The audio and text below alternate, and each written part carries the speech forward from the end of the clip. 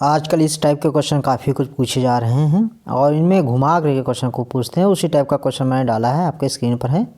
चलो देखते हैं इनको कैसे करते हैं। और एक टाइप का और क्वेश्चन होता है जो मिक्सचर का होता है, मिश्रण में भी आजकल थोड़ा घुमा के क्वेश्चन पूछते हैं। तो उस टाइप के दोनों टाइप के क्वेश्चन मैंने इंक्लूड करने की कोशिश की है और उनको शॉर्टेस्ट मेथड भी सॉल्व करूँगा मैं। चलिए देखते हैं क्या होता है, इनको कैसे सॉल्व करना चाहिए। आप लोग अपने तरीके से देखिए इसको करके, मैं बताता हूँ अभी आपको। चलिए स्टार्ट करते हैं, देखते हैं क्या क्वेश्चन है।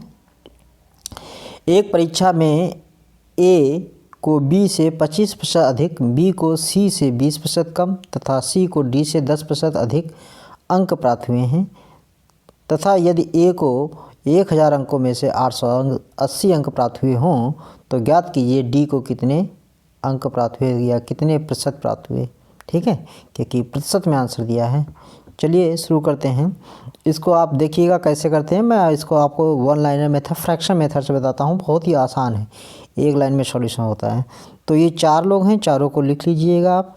ए B C D, A B C और डी। कुछ सोचना नहीं, जिसका जितना परसेंट दे रखा है वही लिख लो। ए को 20 से 25% अधिक, इसको 25% अधिक मिला तो 100 में 25% अधिक जोड़ दो, यानी कितना हो जाएगा 125%। इसका कितना दे दिया जाए 125%। क्लियर। बी को सी से 20% कम मिला है, बी को सी से 20% कम मिला है, मतलब कितना मिला होगा, कम मिला है तो 100 में उतना ही घटा दो, यानी कितना मिला होगा 80%। ठीक है, ऐसे सोच लो। आगे बता रहा सी को डी से, इसको जो सी को डी से 10% अधिक मिला है, यानी इसको कितना मिला होगा 110%। क्लियर है। अब कह रहा है यदि ए को 1000 अंकों में से 880 अंक प्राप्त हुए हों तो डी को कितने प्रतिशत मिले हैं। तो डी को कितने प्रतिशत मिले हैं, डी को हमको नहीं मालूम, डी को डी लिख लो या एक्स लिख लो, डी को डी ही लिख लिया जाते हैं। इतने मिले हैं। ठीक है, डी को डी अंक मिले हैं मान लो। चलो सॉल्व करते हैं। ए को पता है ना, ए को कितना मिला टोटल, 1000 में से 880 अंक प्राप्त हुए हैं। चलिए स्टार्ट करते हैं। तो यहाँ से डी से शुरू कर दिया जाए। अगर डी को डी मान लिया गया है तो डी का, इसको कितना मिला है सी को, डी का 110%, मतलब 110 बटे कितना आ जाएगा 100। आगे इसको कितना मिला 80%, 80 बटे 100। और फिर इसको कितना मिला है 125%, 125/100 और इज इक्वल टू 880। इतना हो गया आपका डेटा। ठीक है, अब आप इसको सॉल्व कर लीजिए आसानी से।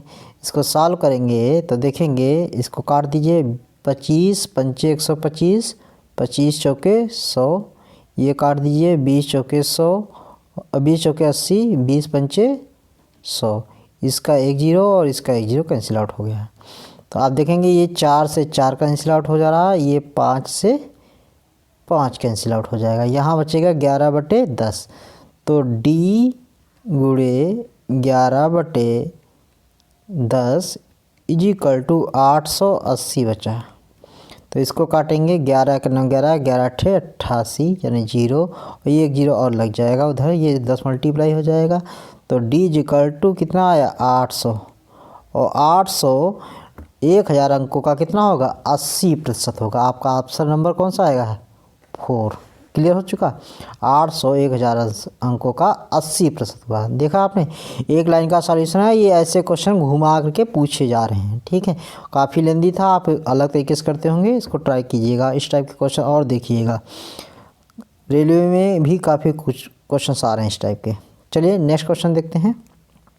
नेक्स्ट क्वेश्चन क्या कहता है। इसी टाइप का एक और छोटा सा क्वेश्चन लिया है मैंने प्रैक्टिस के लिए आपके लिए। देखिए इसको ट्राई कीजिए। एक परीक्षा में ए बी से 10% कम अंक प्राप्त करता है और बी सी से 10% कम अंक प्राप्त करता है। ए को कुल 810 अंक प्राप्त हुए हों तो सी द्वारा प्राप्त अंक ज्ञात कीजिए। यहाँ अंक पूछा है। ठीक है, फिर से ए बी सी तीनों है, ए बी और सी तीनों लिख लीजिएगा। इसमें ए को बता रहा, ए जो है बी से 10% कम अंक प्राप्त करता है, तो ए अगर 10% कम प्राप्त करता होगा तो कितना पाएगा, 90% पाएगा। बी क्या करता है, ये भी सी से 10% कम प्राप्त करता है, यानी इसको भी 90% मिले होंगे। तो सी को कितना मिला है, सी को हमसे पूछा है तो सी को हमने सी ही मान लिया, एक्स मान लिया, सी को सी ही मान लेते हैं। ठीक है, यहाँ हमेशा पहले वाले का या लास्ट वाले का दिया रहता है। ये देखो दिया है, ए को 810 मिले हैं, तो इधर से स्टार्ट करते हैं सी से। तो सी को कितना, सी का 90% मिला है बी को, यानी 90/100। और इसको कितना मिला है, इसको भी 90% मिला है, 90/100 इजिकल टू 810। क्लियर हो चुका होगा। ये 1 0 कैंसिल आउट कर दो, इधर से 100 कैंसिल कर दो, ऊपर 9 नहीं है 81 हो, यहाँ से 81 कैंसिल आउट हो जाएगा, 0 बच जाएगा। तो सी को कितना मिलेगा, ये 100 इधर है, मल्टीप्लाई हो जाएगा, कितना मिलेगा 100 में एक और 0 लगा दो 1000। तो सी को कितने अंक मिले हैं, 1000 अंक मिले। आपको क्लियर हो चुका होगा इस टाइप का क्वेश्चन। इस टाइप के क्वेश्चन दोस्त पूछे जा रहे हैं, इसीलिए मैंने बताया आपसे। ठीक है, चलिए नेक्स्ट टाइप का क्वेश्चन देखते हैं क्या है। नेक्स्ट ये क्वेश्चन रहा, ये आपको लग रहा होगा कि आप रेशियो से निकाल पाएंगे, नहीं, बहुत ही आसान क्वेश्चन है, लेकिन रेशियो से होने वाला नहीं है। देखिए आपको मिक्सचर लग रहा है, लेकिन है नहीं वैसा, थोड़ा सा कंफ्यूजिंग क्वेश्चन है। एक बार क्वेश्चन पूछा भी जा चुका है, पूछा हुआ है, प्रीवियस ईयर का क्वेश्चन मैं लाया हूँ। 6 लीटर पानी में 30% नमक है, 1 लीटर पानी वाष्पित हो जाता है, नमक का प्रतिशत ज्ञात कीजिए। अगर जो आपने ऐसे लिखना शुरू कर दिया, देखिएगा, मान लो आपने पानी मतलब वाटर और नमक मतलब सॉल्ट लिख दिया, और पानी का प्रतिशत आपने लिखा कितना है 30, नमक का 70 बचेगा, और आप यही लिखते हैं दोबारा के लिए कुछ परसेंटेज दिया नहीं है, पानी वाष्पित करा दिया, तो इस तरीके से पॉसिबल नहीं है। क्लियर हो चुका होगा, आप जो आप करते होंगे डाउट वो क्लियर। अब आगे देखते हैं, इस टाइप से नहीं होगा, यानी दूसरे तरीके से होगा। इसमें 6 लीटर पानी था, 6 लीटर में से 1 लीटर पानी वाष्पित कर दिया भाई, तो कितना बचा होगा, 5 लीटर पानी बचा है। इतना पानी बचा, इसमें पूछ रहा भैया नमक का प्रतिशत बताओ। तो यार जब 1 लीटर पानी निकाला है, उसमें नमक नहीं गया है, उसने कहा केवल पानी मैंने निकाला है। तो 6 लीटर में पहले नमक कितना था हम वो निकाल लें। अगर जो 6 लीटर में नमक कितना था वो फाइंड आउट कर लें, तो इसमें 30% था, 30% अगर नमक निकालेंगे कितना आ गया, 6 18 1.8 इतना नमक था। तो पानी वाष्पित हुआ, नमक थोड़ा वाष्पित हुआ है भाई, उसने बताया पानी वाष्पित किया है, तो पानी भी वाष्पित किया, नमक तो उतना ही बचा। नमक अभी भी 5 लीटर में कितना है 1.8, तो 1.8 है, और कितने में है 5 में, इसका परसेंट बदल दो, यानी 100 से मल्टीप्लाई कर दो, 5 20 100, तो 18 दूनी 36%। ऑप्शन नंबर आपका थर्ड। क्लियर हो चुका होगा, बहुत ही अच्छा क्वेश्चन था। ठीक है दोस्त, अगर वो वीडियो समझ आ रहा है, क्वेश्चन समझ आए हैं, तो प्लीज़ लाइक करें और सब्सक्राइब करें, अपने दोस्तों को भी शेयर करें। चलिए देखते हैं, सब्सक्राइब तो करना बनता है दोस्त। अगला क्वेश्चन देखिए, आपको लाया हूँ मैं, दूसरी टाइप का है ये भी। नेक्स्ट क्वेश्चन, 600 ग्राम चीनी तथा जल के घोल में, अब इसको मिक्सचर की तरीके से आप सॉल्व कर सकते हैं। 600 ग्राम चीनी तथा जल के घोल में 5% चीनी है, घोल है यहाँ पर, ठीक है। घोल को गर्म करके वाष्प, ये वाष्प नहीं है, यहाँ वाष्प है, वाष्प द्वारा कितनी जल की मात्रा निकाल दी जाए कि प्राप्त नए मिश्रण में 80% जल हो जाए। ये आप आसानी से निकाल सकते हैं, ठीक है। चीनी और जल यानी शुगर और वाटर का मिक्सचर देखा है, शुगर एंड वाटर। कितना है, 5% चीनी है, 5% चीनी है, तो भाई उसमें वाटर कितना रहा होगा, 95 रहा होगा, 95। आगे देखते हैं, अब इसमें से जल की मात्रा निकाल दी जाए कितना, कि 80% जल रहे, 80% जल रहेगा, तो चीनी कितनी रहेगी, 20% रहेगी। आसानी से सॉल्व कर लो, इसको पहले रेशियो में काट देते हैं। 1 यहाँ कितना आ जाएगा 95, सॉरी 19 काटोगे, 5 का नम 5 5 19 95, यहाँ 19 आ जाएगा। इसको काटोगे 1:4 आ जाएगा। देखो पानी यानी जल की मात्रा निकालता है, जो मैंने हमेशा कहा है 2 चीज़ों का मिक्सचर होता है, जिसको निकालता है उसका रेशियो तो नहीं सेम रहेगा, लेकिन जो पहले जिसको निकाला नहीं होगा उसका रेशियो तो सेम रहेगा। तो यहाँ शुगर नहीं निकाला है, शुगर यानी चीनी नहीं निकाली तो चीनी जितनी पहले थी बाद में भी उतनी होनी ही चाहिए, अगर नहीं है तो आप इसी को इक्वल करा लेंगे, और यहाँ इक्वल है तो करने की कोई ज़रूरत नहीं। तो पहले प्रारंभिक मात्रा कितनी थी, यहाँ से आप देखेंगे 19 एक 20 यूनिट थी, तो 20 यूनिट इज इक्वल टू कितना है, प्रारंभिक मात्रा 600 ग्राम थी। ठीक है, तो 1 यूनिट बराबर आप जब निकालेंगे तो इसको काट देंगे, 20 तिये 60 0 30, 1 यूनिट बराबर 30 आ गया। तो कितनी जल की मात्रा उसने बताया है, निकाली है, तो 19 से बची कितनी है 4, यानी 15 यूनिट निकाली है। तो 15 को 30 से गुणा करेंगे, 15 तिये 45, 450 ml। ठीक है, कितनी 450 ml यानी मिलीलीटर मात्रा उसने जल की निकाली है। ऑप्शन नंबर आपका 4। दोस्त आपके कॉन्सेप्ट क्लियर हो रहे होंगे आई थिंक। चलिए नेक्स्ट क्वेश्चन देखते हैं। आप इस टाइप के क्वेश्चन किसी भी बुक से करें, अगर नहीं आ रहा है तो आप उसको भेज सकते हैं। नेक्स्ट क्वेश्चन देखते हैं। नेक्स्ट क्वेश्चन क्या कहता है,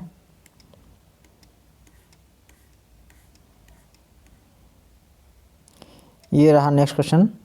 नमक और पानी की एक घोल में 5% नमक है, इसमें से 20 किलोग्राम पानी वाष्पित कर देने के बाद 15% नमक बच जाता है, घोल की प्रारंभिक मात्रा क्या थी। देखो अभी तक हर बार क्वेश्चन में क्या होता था, कभी प्रारंभिक मात्रा दे देता था, ठीक है, तो कहीं उसका मिश्रण रेशियो देता था। इस बार यहाँ प्रारंभिक मात्रा नहीं दी है, यहाँ जो मिश्रण निकाल दिया गया है उसके बारे में बताया गया है। ठीक है, यहाँ प्रारंभिक मात्रा नहीं दी है, देख लीजिए। तो ये सब चीज़ें आपको नोटिस करनी होंगी, क्या दिया है क्या नहीं दिया है। सॉल्ट है आपका, ठीक है, आपका सॉल्ट दे रखा है, नमक दे रखा है और वाटर दे रखा है। तो साल्ट कितना है, साल्ट में साल्ट कितना 5% नमक है। अगर 5% नमक है तो पानी कितना रहा होगा, 95 रहेगा, 95। इसको रेशियो बदलेंगे तो यहाँ 1:19 आ जाएगा। आगे देखते हैं। फिर बताया 20 किलोग्राम पानी वाष्पित कर दिया है और इसके बाद में 15% नमक बचता है, यहाँ 15 बचेगा और यहाँ आ जाएगा, अगर 15 नमक होगा तो 85 पानी रहेगा। इसको काट देंगे, 5 तिये 15 और 5 17 85, ये काट दिया। अब देखो वाष्पित किसको किया है, पानी को, तो नमक सॉल्ट जो है सेम रहना चाहिए। यहाँ 1 यूनिट था, यहाँ 3 यूनिट, ये सही नहीं है तो इसको भी 3 बना दो, यहाँ 3 से गुणा कर दो और यहाँ पर भी 3 से मल्टीप्लाई कर दो। अब यानी आपका शुगर यानी साल्ट का रेशियो सेम हो गया। चलिए अब देखते हैं क्या होता है। 20 किलोग्राम पानी वाष्पित किया है, तो पानी वाष्पित कर दिया है, तो पहले पानी कितना था 57 यूनिट था, बाद में कितना हो गया 17 यूनिट, यानी कितना वाष्पित हो गया, तो 57 से 17 को सब्ट्रैक्ट करोगे आप कितना जाएगा 40 यूनिट बच हैं। तो 40 यूनिट जो है पानी वाष्पित हुआ, वो किसके इक्वल होगा, 40 किसके इक्वल होगा, जितना वाष्पित हुआ, वाष्पित कितना हुआ है 20 किलोग्राम, इसके बराबर होगा, 20 kg के इक्वल होगा। ठीक है, तो 1 यूनिट किसके इक्वल होगा, तो आप देखेंगे इसको डिवाइड कर देंगे, 20/40 आ जाए, यानी 1/2 kg के इक्वल आ जाएगा। ठीक है, तो प्रारंभिक मात्रा पूछी थी, प्रारंभिक मात्रा कितनी है, यहाँ पर देखो 19 से 57 और ये 3, तो टोटल प्रारंभिक मात्रा कितनी हो जाएगी 60 यूनिट हो जाएगी। तो 60 यूनिट हो जाएगी, 60 को किससे गुणा कर दोगे, ये 1 यूनिट बराबर 1/2, तो 60 यूनिट बराबर 60 गुणे 1/2, यानी कितना आ जाएगा 30। क्लियर हो चुका होगा। तो प्रारंभिक मात्रा कितनी थी 30 किलोग्राम थी आपकी। ठीक है, आपका ये एक नया ये दूसरे टाइप का क्वेश्चन था, इसमें बताया था जो पानी की मात्रा वाष्पित की थी उसकी मात्रा दे रखी थी, इस वजह से इसको इंट्रोड्यूस किया। तो आपका ये भी एक कॉन्सेप्ट था, ये भी क्लियर हो चुका होगा।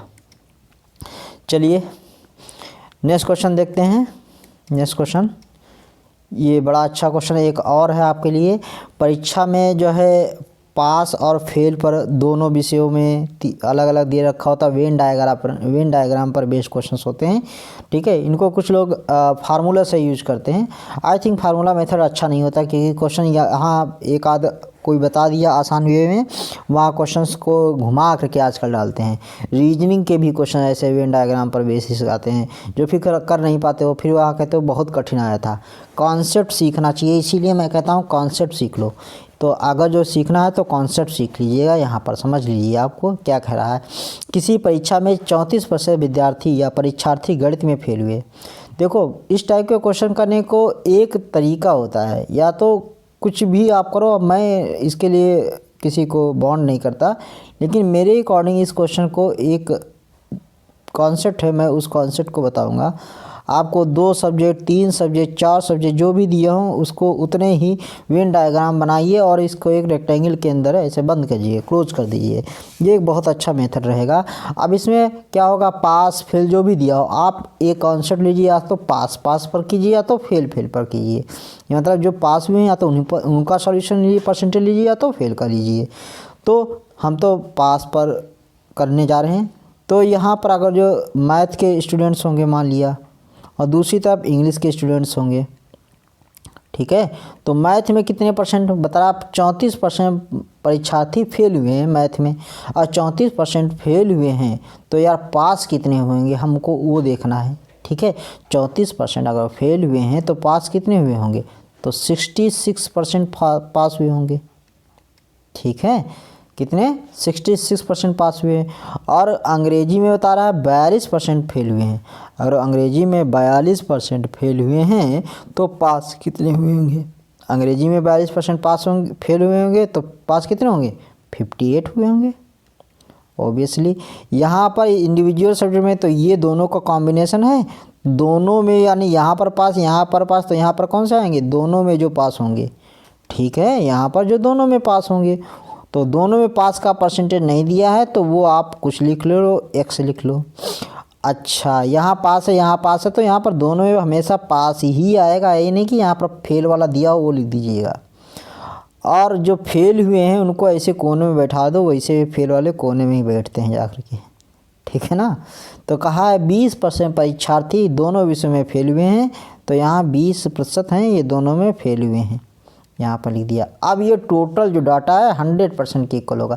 ये आपको समझने में बस देर लग रही है, अगर इसको एक बार अलाउ कर दिया, फॉलो कर लिया, बहुत आसान है। अभी देखिएगा, अब इनको क्या करना है, ये 66 + 58 ये दोनों को ऐड किया। ठीक है, ये वाला क्योंकि पहले से ऐड हो गया होगा x, तो इसमें क्या करेंगे, सब्ट्रैक्ट कर दिया जाता है दोनों वाला, और प्लस ये वाले जो दोनों में फेल हुए हैं कितने, 20%, इजिकल टू टोटल कितना होता है, 100% होता है। कोई कह रहा होगा बड़ा लंबा ये मेथड है। अरे दोस्त, कॉन्सेप्ट मैं बता रहा हूँ, सॉल्व करने के लिए तो एक लाइन में हो जाए, कॉन्सेप्ट समझने के लिए ऐसे ही करना पड़ेगा आपको।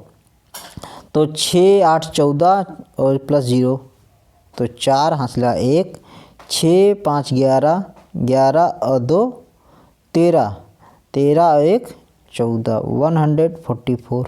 ठीक है, is equal to minus x is equal to 100, तो x इजिकल टू कितना आ जाएगा, 44 आ जाएगा, दिखाई पड़ रहा है। तो दोनों विषयों में कितने प्रतिशत परीक्षार्थी पास हुए हैं, तो आपको आ गया आंसर 44। क्लियर हो चुका होगा। तो आपको इसी तरीके से सॉल्व करना है। चलिए देखते हैं नेक्स्ट क्वेश्चन देखते हैं। तो नेक्स्ट क्वेश्चन क्या कह रखा है आपको, इसी टाइप का है क्वेश्चन। अब आपको कॉन्सेप्ट क्लियर हो चुका होगा तो उसमें ट्राई कीजिए। दोस्त, आपसे एक रिक्वेस्ट है, अगर क्वेश्चन समझ में आ रहे हैं तो प्लीज़ लाइक और सब्सक्राइब जरूर करें और कुछ लोगों को शेयर जरूर कर दें। चलिए देखते हैं नेक्स्ट क्वेश्चन क्या कर रखा है। अब ये उसी टाइप का क्वेश्चन है, अब आप देखिएगा, ट्राई कीजिएगा, और मैं अब डायरेक्ट फटाफट बताने जा रहा हूँ। 2 सब्जेक्ट हैं तो 2 वेन डायग्राम बनाता हूँ ऐसे सिंपल। तो यहाँ पर 30% फेल हुए हैं तो पास कितने हुए होंगे, 70। यहाँ 35% फेल हुए तो कितने हुए होंगे, 65। यहाँ पर दोनों में पास वाले आ जाएंगे, वो कितने हो जाएंगे, x। जो दोनों में फेल हैं उनको बाहर रख दो। दोनों में फेल कितने हैं, 25%, देखो दिया है। इजिकल टू टोटल कितना होगा, 100 के इक्वल होगा। आप देखेंगे 70। मैं हमेशा पास पर करता हूँ, इसीलिए ऐसा कर रहा हूँ। आपकी इच्छा है, चाहे जो करो। मुझे बताओगे ऐसे कर लो वैसे कर लोगे, नहीं, मैं तो आपको सलाह दूंगा आप भी ऐसे करें, क्योंकि जिस दिन आप फंस गए उस दिन कहोगे नहीं, मैंने अगर वैसे कर लिया होता तो शायद अच्छा होता। ठीक है, हाँ। इजिकल टू 100, इन दोनों को ऐड कर लिया जाता है, और ये डेटा जो दोनों में आया है उसको सब्ट्रैक्ट कर दो, प्लस 25। ठीक है, तो इसको देखेंगे, आप ऐड करेंगे तो 70 और 65 और प्लस 25, तो 65 और 25 अगर आप देखेंगे तो कितना हो जाता है। ठीक है, 65 और 25 कितना हो जाएगा 70, 160 ये टोटल हो जाएगा 160 minus x is equal to 100। तो एक्स इज इक्वल टू कितना आ जाएगा 60 आ जाएगा। तो ये जो है दोनों विषयों में पास हैं 60। तो 60% इज इक्वल टू कितना दिया आपको 60% इज इक्वल टू आपको 360 दिया है। तो टोटल संख्या पूछिए तो 100% होगी। 100% बराबर क्या होगा आप जानते हैं 600 आ जाएगा। 100/60 मल्टीप्लाइड बाई 360 यानी 600। ऑप्शन नंबर आपका कौन सा 3rd। क्लियर हो चुका है। आपको अगर कॉन्सेप्ट समझ आए हैं, वीडियो समझ में आई है, ऐसे ही क्वेश्चन पाने के लिए प्लीज़ लाइक करें एंड सब्सक्राइब करें। Thank you very much.